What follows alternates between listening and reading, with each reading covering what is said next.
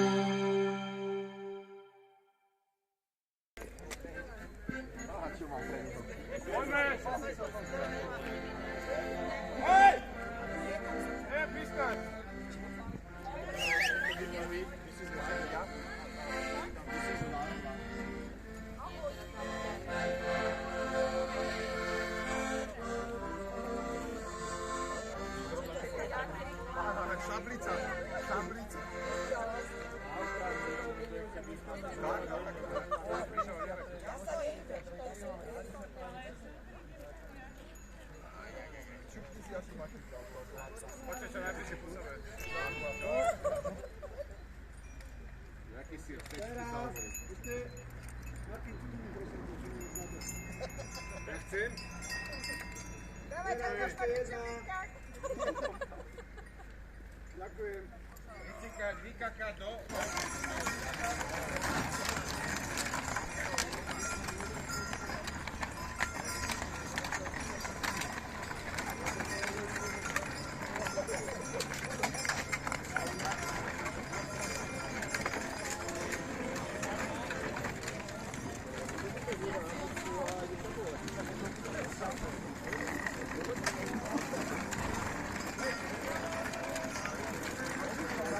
Takže pán starosta, dneska opäť vydarené fašiangy vo vašej obci.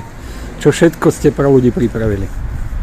Tak začali sme fašiangovým sprievodom, ako tradične. Nazbieralo sa zhruba 30 masiek, čo už začína byť takým štandardom. Máme 2 kone, zhruba pred 2 rokmi sme kúpili aj taký starší voz, aby kone nemuseli diaľku, lebo požičiavame si kone z diviny.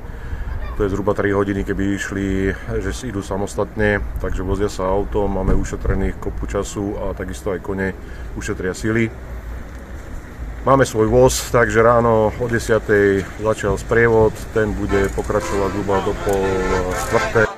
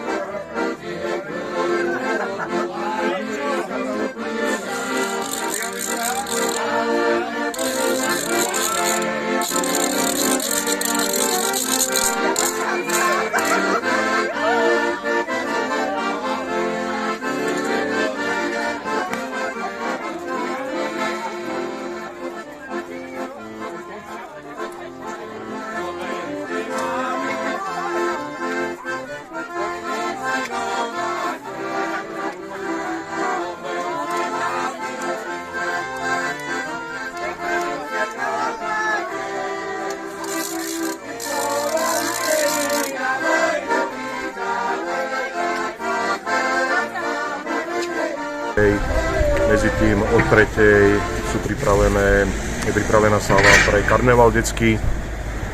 O 3:30 začína vystúpenie kúzelníka, vlastne je to taký animatorský program pre naše deti, ktoré sú na karnevali. Počas karnevalu prídu masky z obce, ktoré spoločne s deťmi zatancujú, zaspievajú. Následne masky sa pôjdu občerstviť, prezliesť Karneval bude končiť zhruba okolo pol piatej a 8 začína zabava pre dostávačov aj s karnevalom. Začnem takto, začnem tu, no, ale potom radšej tu. Je taký štetec. No.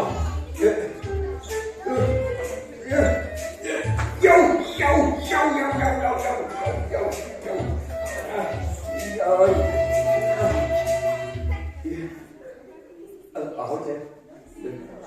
Vy ste ma videli, čo som práve robil? Čo?